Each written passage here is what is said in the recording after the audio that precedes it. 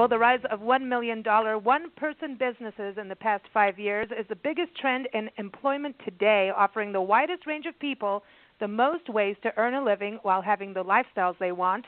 It's exciting. It's a whole revolution going on, and I'm excited because it's out on the forefront.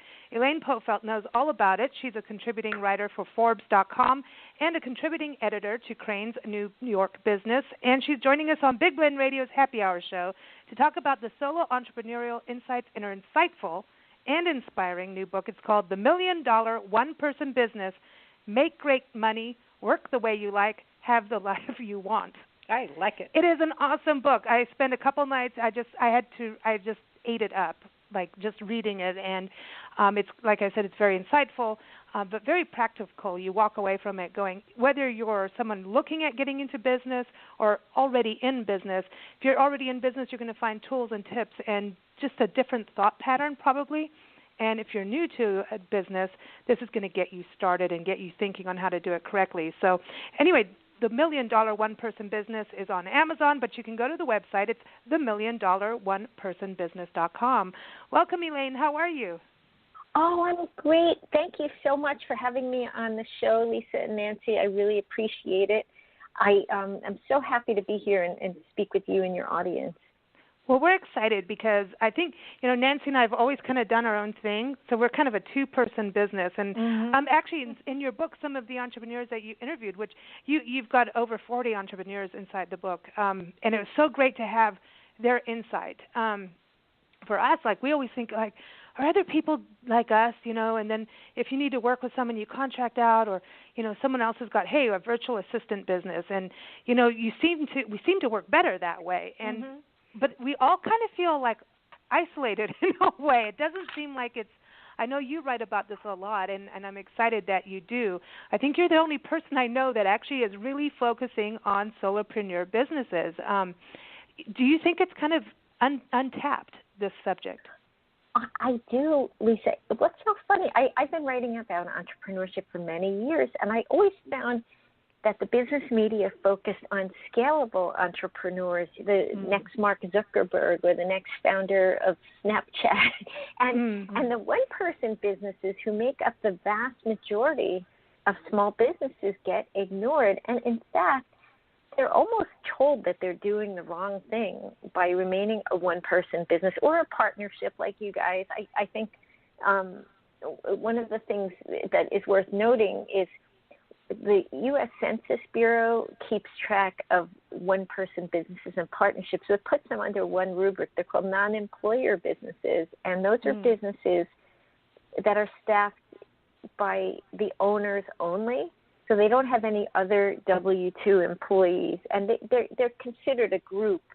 One thing that really excited me when I came across it in my reporting was the growth of high-revenue non-employer firms. So in 2015, this is the most recent year available, there were 35,584 non-employer firms, so businesses like yours and Nancy's size or solo entrepreneurs that were bringing in $1 million to $2.49 million in annual revenue. And that number is up since 2011 by 33%. Wow. Every single year that I've tracked this, it's been growing. And one thing that's driving it is the availability of free and low-cost technologies that anyone can use to build a strong presence, no matter how small their business is. And it is truly a revolution. It is, because we've never had this power in our hands as one-person businesses and partnerships before. And the other thing, too, is that we've got all these tools, and online tools, and people doing side businesses. And you talk about running a lean business. I think about every entrepreneur that you interviewed in your book talks about running a lean business, and it's like working smart, not hard. Of course, there's those moments. We know about the, 48 hours, especially being in the media and publishing time. It's like the coffee pot never stops, and then after that, thank God for wine. But when you look at these kind of businesses, I wonder if it's because people are able to work from home and able to do these they're able to, if they're going to open a business, even while they're working, have that side business. it has to be something that they can manage both things without losing family time and things like that. Lisa, I think you're right that people really value their lifestyle today. I think we went through the ages of the like the yuppie, for instance, where it was sort of a status symbol to work 80 hours a week and be a company person. But I think that has lost its luster, and people realize we have one go round on Earth, and we have only so much time. We don't know how much time it is, not to be morbid, but we want to enjoy it, and we want to spend it with the people that we love, doing things we find meaningful.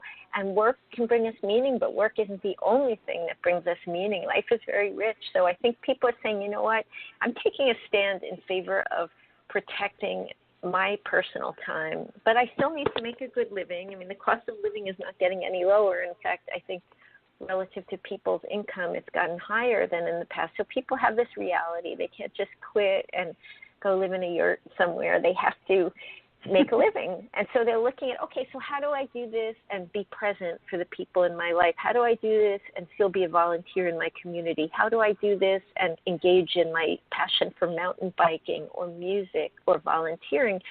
And because of all of these tools, they're able to start a business on the side or as their full-time gig at a very low cost relative to what it used to cost to go into business. Well, yeah, I mean, just the fact that you don't have to have a building, just for your business. I mean, we've done all sorts. We've had office space that cost us, and it brought us nothing but distractions. Yeah, and we were like, okay, we thought that was a business thing to do. Go out, get a building, and sit in there and do your work. And then we had people walk in, and we're like, why are we having people walk in? We don't have that kind of business. And then we realized, well, they're coming in and chatting. We were in a little small mountain town, and people come in, look around just to see, who are you guys and what do you do here? Drink coffee, have a little chat with their buddies, and leave. And we would sit there like, we just lost an hour, and an hour is valuable to us. Oh, you can do a lot in an hour when you're a small business owner. And I think people don't necessarily need to come into your business to work with you successfully. Think about all the video chat programs that are out there now where you can really have a face-to-face relationship with people. I don't have anything against breaking bread with clients or having a cup of coffee with them. I really enjoy that personally. I think sometimes when you're in a one-person business or a partnership, there's a danger of isolation. So I think it's good to just reconnect in person, but it doesn't have to be in a storefront unless you're running a store or unless you're running a restaurant. And so I think that's very freeing for people. And it does free you from the responsibilities of being a building owner, like talking to the guy or gal who does your landscaping about what bushes you want to put in and that sort of thing, which can be very time-consuming and distracting, or, dealing with the HVAC system or whatever it may be. Those things are a distraction when you're running a very lean business. I think this is going to, it's a revolutionary movement happening, but I think it's going to change systems that are there. It's like going from dirty coal to clean energy. That's a good analogy. Well, I think that it is. It's like we're looking at, okay, how much, do you need to drive everywhere? How much commuting people do. That is, talk about wasted hours and irritation with that, and the pollution of it. I'm just saying, there's these things, these old school ways of working versus, hey, you could, I have clients that have, taken their walk-in closet and made it into an office. And people that I know that are, one-person businesses, they don't care that they're working off their kitchen table. They're pretty proud about it, actually. Like once they've, this is what I'm going to do, and they've made that commitment to what they're going to do, there's this like charge like a rhino forward mentality. But I think it's going to change things and hopefully help in some of the places where we almost get penalized. And it's like in health insurance, insurance even for now with even there's insurance issues on where we used to be able to write things off for working from home. Now they're kind of looking at it differently. So I think in a way that the more of us out there, the better programs we can have, or it opens the door to other one-person businesses to create a new program. I think you're right. They're great. They're very symbiotic. And, I'm supported by one-person businesses. I support other ones. And I think there is a real community. And we haven't been noticed before. But I think we're starting to be noticed because of the critical mass. We're seeing predictions of more than 40% of the workforce doing some type of contingent work now from various sources. And there's going to come a point where there are so many people doing contingent work that it will be impossible to ignore us. And then some of the big pain points out there, like you mentioned healthcare. I have bought healthcare in New Jersey, and I don't know what the prices are in every single state, but I know we have paid as much as our mortgage just for the premiums. Yep. It shouldn't be. It just shouldn't be. Shouldn't. I mean, that's not even including out of pocket, because it prevents people who would otherwise be in business from thriving and running their businesses. It's too big a benchmark for a lot of people to bear the first year in business. And even, with the Affordable Care Act, I think that did give people some security in terms of knowing that they could get some insurance. A lot of people wound up buying high deductible plans where they really couldn't afford to get any of the care, even though they had coverage in case of a catastrophe. They just for the day-to-day care, to pay the out-of-pocket to a doctor was too much for them. And I've interviewed a number of people in that situation, people who were even 50 years old and older, who had some chronic health conditions and weren't getting treated. And that it shouldn't be that way.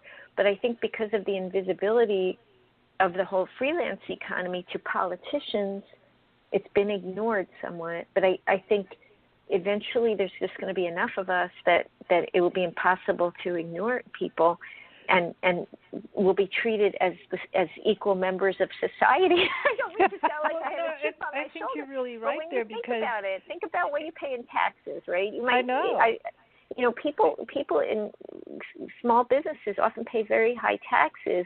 So why, for instance, should somebody who pays into the system, but their contract job that pays most of their income dries up, why don't they get unemployment, but their neighbor next door in a W-2 job who works the same number of hours does? I mean, it just seems like there's an inequality there, and as more people are in that situation of being a contractor, either by choice or because that's the direction employers are going, then that's going to have to be fixed, because you're going to have too many people who are vulnerable to complete economic instability. And I mean, we have to create our own stability, which leads me to why I wrote the book.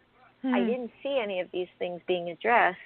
And I've been in business 10 years myself. My husband and I have 4 children. And for most of the 10 years, we were both freelancers in New Jersey, which is a very high-cost state. And I realized we have to build our own safety net. And it has to be a safety net that covers insurance. It has to be a safety net that covers the possibility that some of our clients might not pay us on time, and we need a certain cash flow to maintain a household. It has to cover the fact that work can dry up suddenly, and you can work above capacity to give yourself insurance, but there's only so much you can do. I mean, you can't work 100 hours a week to give yourself that insurance. So how do you build it? You have to earn more. And so in this book, I looked at how do you do that? Yeah, I think that you're right there. I think that the more that artificial intelligence takes over and robots take over more jobs, I think you're going to see more and more people end up running their own businesses just out of what else are they going to do, And when that starts shifting more and more in the future, I think you'll have a bigger base of entrepreneurs that are going to be saying to the government, hey, wait a minute. When we lived in, again, this small mountain town, there was a lot of wildfires for a period of time, and a lot of people lost their homes, and they were our clients, and we all lost income. And it was really interesting that the store owner could go and get money from the government, but we couldn't. We weren't even considered a business. There was this across the board, well, where's your storefront? So if you didn't have a restaurant, hotel, or a storefront, you were automatically not a business. And, oh, man, that made us angry. And it was really interesting how that worked. You weren't even part of a group. You were just nothing. You know, and I think that will change because as the more automated society gets, what are people going to end up doing for work? The only way to move forward in life, I believe, is to have your own responsibility. Like to really, that is your safety net. You cannot rely on anybody else but yourself, and you have more creative control. And in your book, you talk about the individuals that do this. There's like a different wiring system going on. Well, that's interesting. You know, you're right. It actually, what I found refreshing was these were everyday people. There were some people that had prestigious business degrees, and there were some people that were completely self-taught. They didn't have any special credentials, but they learned to look at their business differently, and that was what gave them some economic security. So some of the things that they did, we were talking about automation. They are very good students of automation, so they would look at how they could free up time for the high-value activities of their business, like forming a marketing strategy or going out and meeting with their biggest clients or coming up with a new product in their R&D, instead of sitting there and manually entering things into their QuickBooks themselves. So they would automate things, and I know you guys do too, things like scheduling apps so that you can share your public schedule with your clients or other people you make appointments with, and they just go to a link and pick a time that works for them instead of emailing back and forth. I know just in my own business, I save 2 to 3 hours a week, every week of the year, using my scheduling app. I use Schedule One. Some people use Calendly. There are a number of items like that. There are apps to track your mileage. When you think about it, how many times do you go in the car and you're supposed to write down your auto mileage so that you can deduct that on your taxes, but you forget to do it, and then you don't get the deduction, or you do it, but it interrupts your train of thought. You're sitting there writing it in a notebook, then you have to enter it. And it's a waste of time. I finally added something called Everlance to my phone, and it just automatically tracks it. And then I just swipe one way if it was a personal trip, the other way if it was a business trip. It even tracks charity trips or medical trips. So if you're doing other deductions, that saves me time. There are so many apps out there like that. And sometimes you have to pay a little bit for them. Maybe I might spend about $400 or $500 a year all told on all the different ones that I use. But when you think about what your time is worth as the CEO of your own business, even if it's a small business, you're still the CEO. Exactly. You can really do a lot with the time that you get back. And what I suggest to every one-person business or partnership is that if every person in the business sets a goal of freeing up 7 hours a week by finding enough apps to free that up, like think about the little time wasters that you hate doing.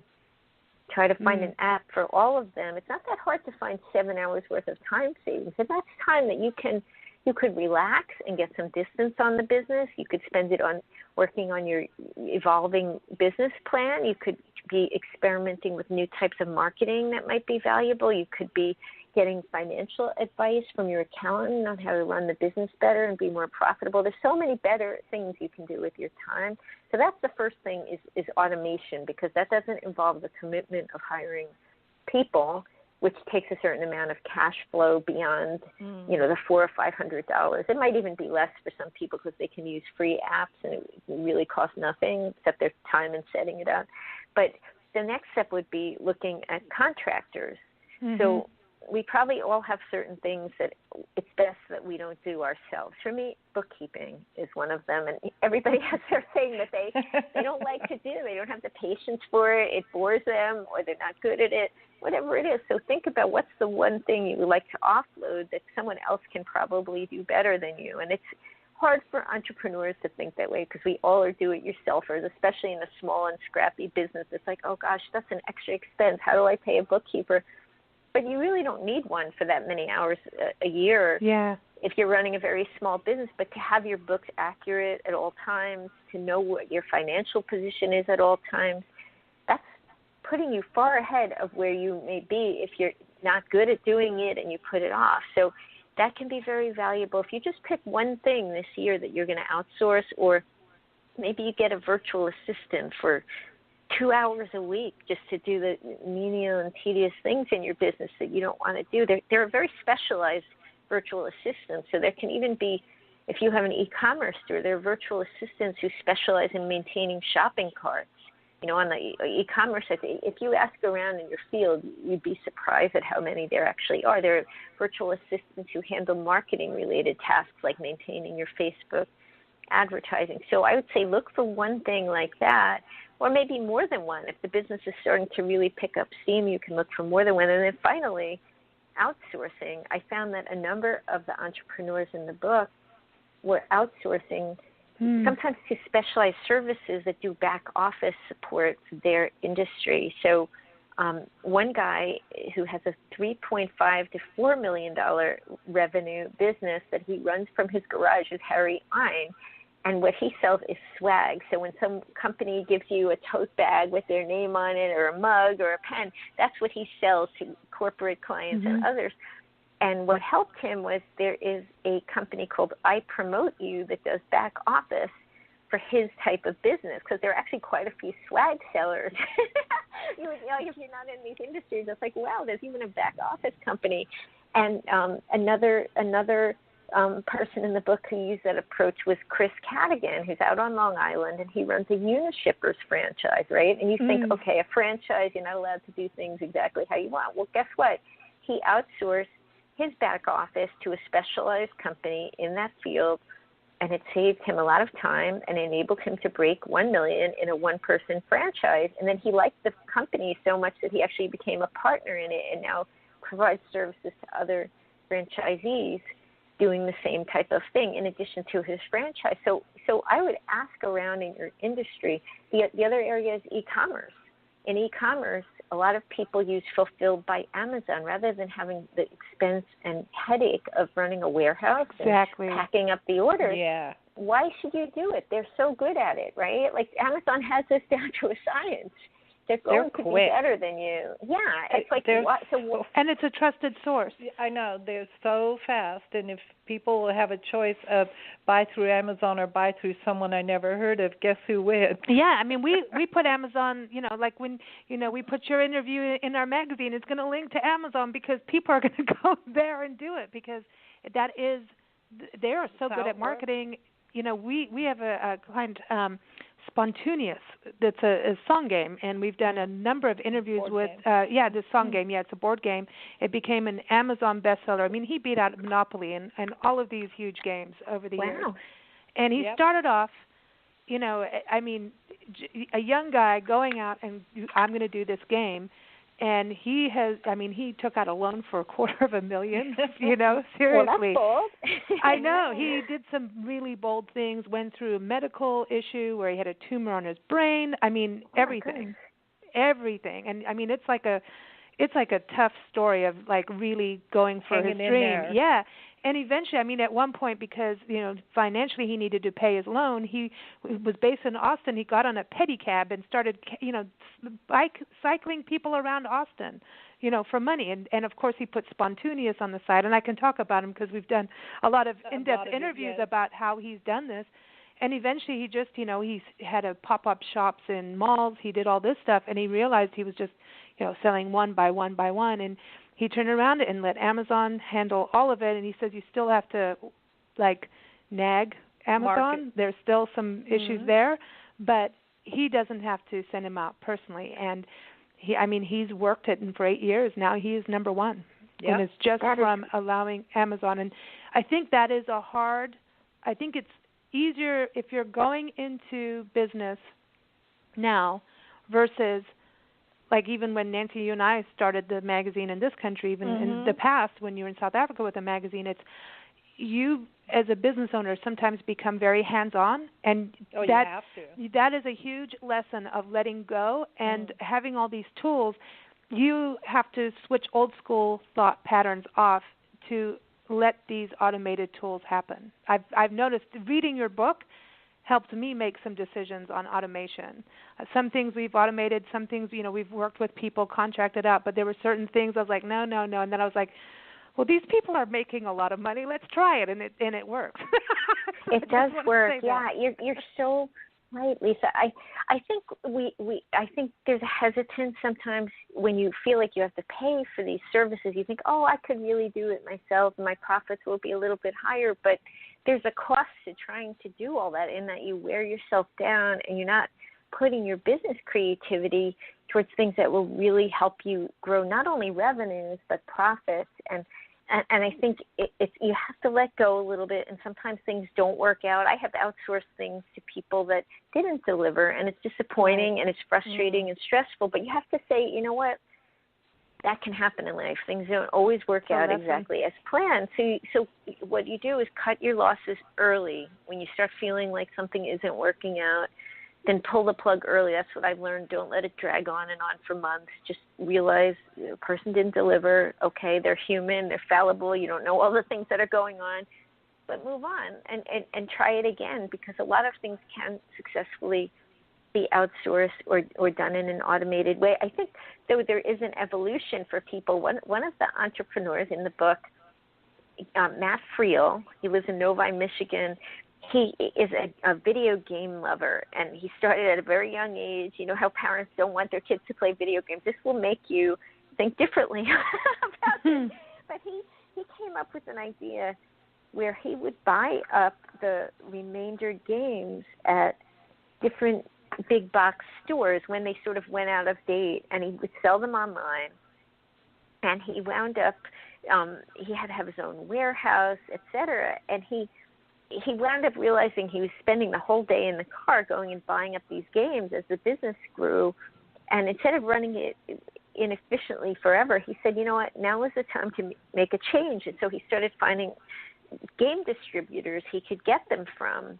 And that required him to change his business model. But the business has continued to grow very quickly because he was willing to course correct. He realized, like, I don't want to spend 12 hours a day in my car. This just is not productive.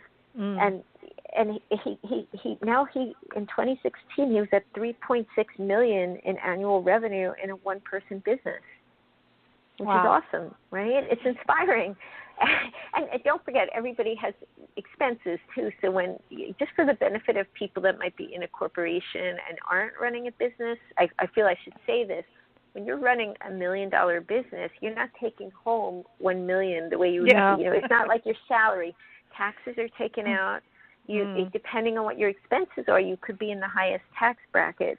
And if you have inventory, your expenses might be pretty substantial. So I would say a lot of the businesses are bringing in profits in the area of like $200,000 to $400,000, but that's still well above what the median U.S. income is. It gives you that security that we were talking about in the beginning, to protect yourself from all of these things that freelancers are not protected from, and to reinvest in the business and do fun things and, you know, try the new things that you were talking about. If you have no cushion, you can't even do R&D and invent new things or try a new product line or service.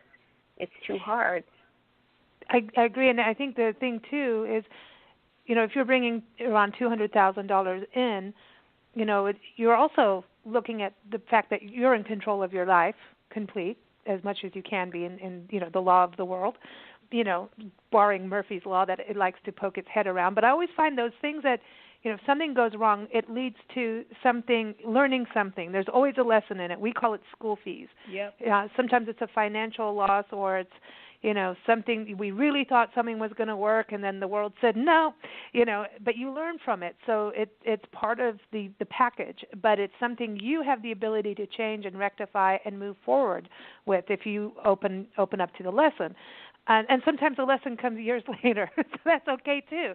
But the other thing is you're doing something you like, and one thing I noticed about all the interviewees that you had inside the book, all the entrepreneurs, is they found what their passion was that they were interested in, even if it was, you know, how to be effective with your time management, the 4-hour workday, you know, that kind of thing.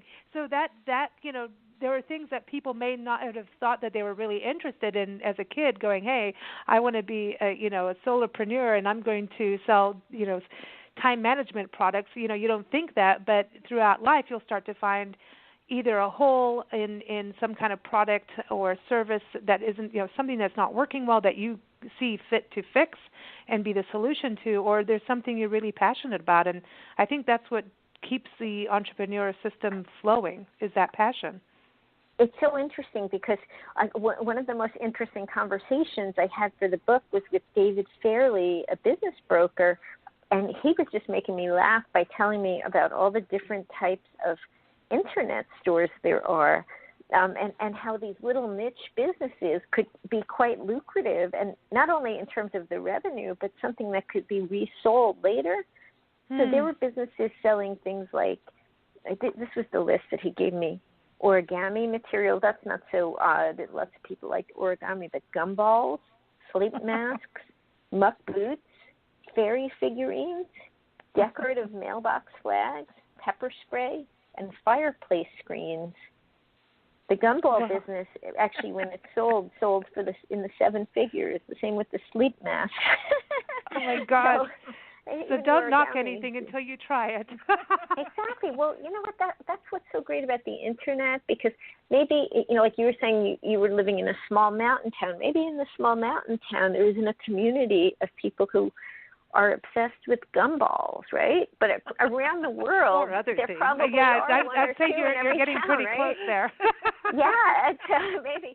So it's like you have this incredible global reach, and if you can figure out the international shipping and things like that, sometimes though it's a community, right? Some of these businesses were selling informational products, so they might have webinars, they might have an ebook that they created.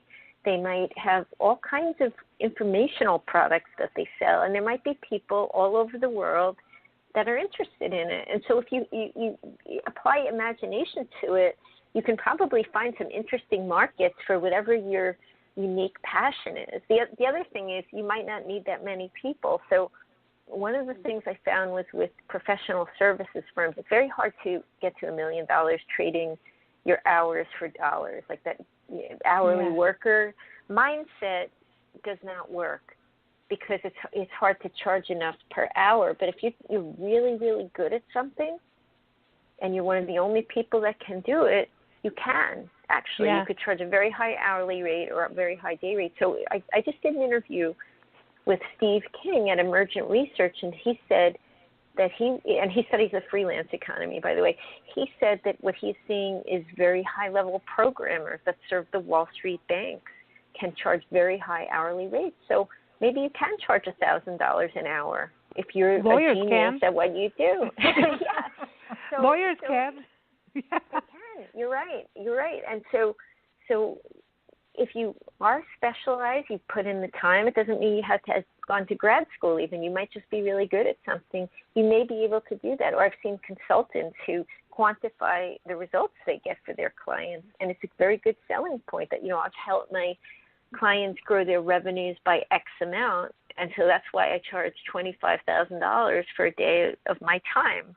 And if that $25,000 relative to the millions of dollars they added in revenue or profits is a drop in the bucket, it might be a bargain to them. So I would encourage people to really, if you truly excel in what you do, think about creative pricing models, because that's another way where you're not working crazy hours, but you're getting paid based on the value that you provide. Because some people really provide a lot of value, and it's not that hard to quantify. Right on. We're at that time. We have to play Happy Hour. You ready? It's time.